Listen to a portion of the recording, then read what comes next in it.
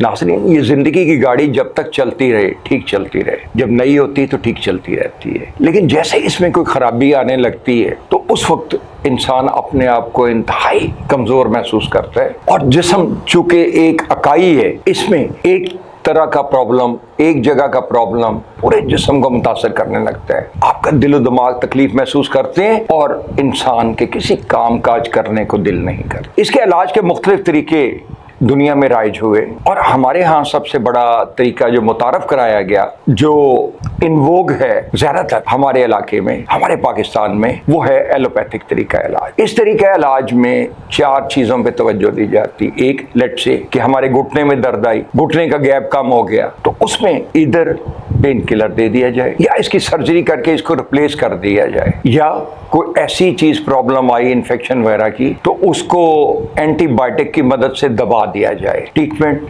उसको दुश्मन के तौर पे समझते हुए या तो काट दिया जाए या दबा दिया जाए। और चौथा इसका हिस्सा जो बाद में बना वो फिजियोथेरेपी है, यानी मसल्स को किसी हद तक कुछ देर के लिए जो रिलैक्सेशन मिल सकती है वो दे दी जाए। दुनिया अब बड़ी तेजी से चेंज हो रही है। यूनानी तरीका इलाज भी पहले था, इसमें जड़ी बूटियों से इलाज किया जाता था। अब भी बेशुमार इलाकों में शामिल पाकिस्तान के इसमें इलाज किया जाता है। उसमें जड़ी बूटियों का सहारा लेके जिस्म के अंदर जो रतूबत पैदा हो गई है या जिस जगह पेन आ गई है या जिस जगह पे कोई हिस्सा काम नहीं कर रहा उसको बेहतर करने की कोशिश की जाती है। मगरबी दुनिया आजकल ज्यादातर कायरोप्रैक्टर तरीके इलाज पे फॉर बॉडी पेन तरजीह दे रही है, क्योंकि वो समझती है कि नर्वस सिस्टम के तो बेसिकली 3 ही हिस्से हैं ना, और जब भी आप प्रॉब्लम आता है दर्दों तकलीफों और जिस्मानी अज़ा का कि किसी हिस्से में कोई खराबी पैदा होती है तो उसमें वो तेजी से कन्वर्ट कर रहे हैं अभी कायरोप्रैक्टर तरीके इलाज पे। वो वहाँ एलोपैथिक तरीका इलाज से भी और होम्योपैथिक तरीका इलाज से भी ट्रीटमेंट किया जाता है, लेकिन ज्यादातर वो रेफर कर देते हैं वो फॉर बॉडी पेन्स के लिए कायरोप्रैक्टर को,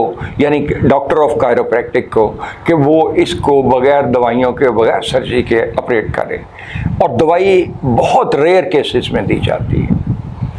इसमें चूंकि नर्वस सिस्टम के बेसिकली ये जितने इंसानी फंक्शन है, जितनी नर्वस सिस्टम के फंक्शन है, वो सारे के सारे दिमाग कंट्रोल करता है। तो स्पाइनल कॉर्ड जैसा कि आप चार्ट पे देख रहे हैं, और ये मुख्तलिफ वर्टिब्रास पे मुश्तमिल है। जैसे ही हम एजिंग प्रोसेस में आते हैं कुछ वजूहात की बिना पे इसमें कमजोरी आने लगती है, और कमजोरी जब आने लगती है, हड्डियां कमजोर होती हैं, नर्व्स की चाव में आ जाती हैं, तो उस सूरत में डिस्कें बल्ज होने लगती हैं। जब डिस्कें बल्ज होने लगती हैं तो नर्व की कंप्रेशन की वजह से, एग्जिटिंग नर्व रूट से प्रेशर आने की वजह से ये प्रॉब्लम आ जाता है और उससे बॉडी पेन शुरू हो जाती है। हमारे जितना दारोमदार है जिस्म का वो सारा तो खून पे मुनहसर है कि खून जहाँ पे जाएगा पूरा का पूरा जाएगा तो वहाँ पे प्रॉब्लम नहीं आएगा। लेट्स से अगर कोई प्रॉब्लम इस तरीके कार में ये देखा जाए कि घुटनों में प्रॉब्लम आया तो उस सूरत में एमआरआई लोअर बैक की कराई जाती है, लंबर एरिया। और लंबर एरिया में आमतौर पे ये पाया जाता है एमआरआई में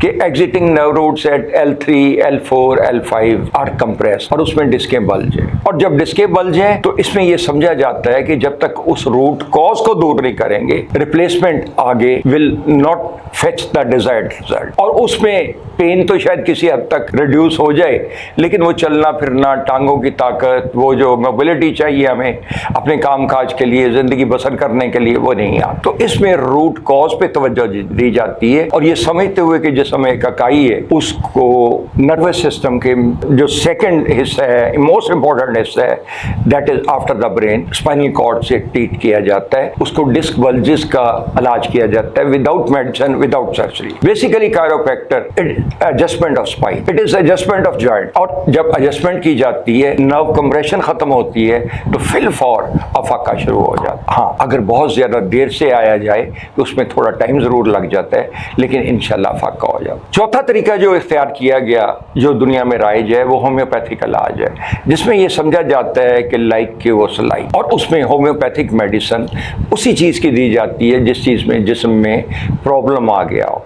लेट्स से अगर वो कहते हैं कि जहर का इलाज जहर होता है, और यानी उस चीज़ का इलाज उसी चीज़ से किया जाता है जिस चीज़ को, लेट से जितनी भी वैक्सीन्स तैयार हुई वो भी इसी असूल पे तैयार हुई कि उसी चीज़ के अंदर जरासीम प्रमोट किए जाए जिस चीज़ का प्रॉब्लम आया है या आने का अमकान है। और इसलिए इस तरीका इलाज में लाइक क्यूर्स लाइक का असूल अपनाया गया।